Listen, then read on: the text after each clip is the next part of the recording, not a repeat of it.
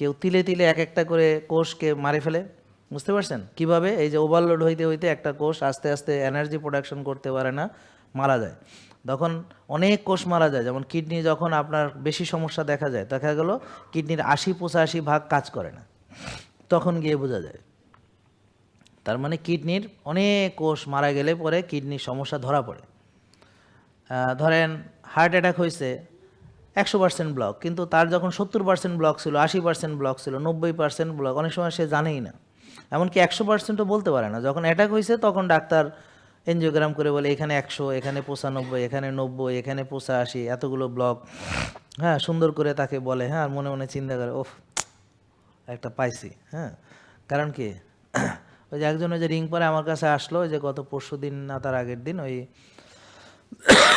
প্রায় 5 লাখ টাকা চলে গেছে, বুঝলেন কথা?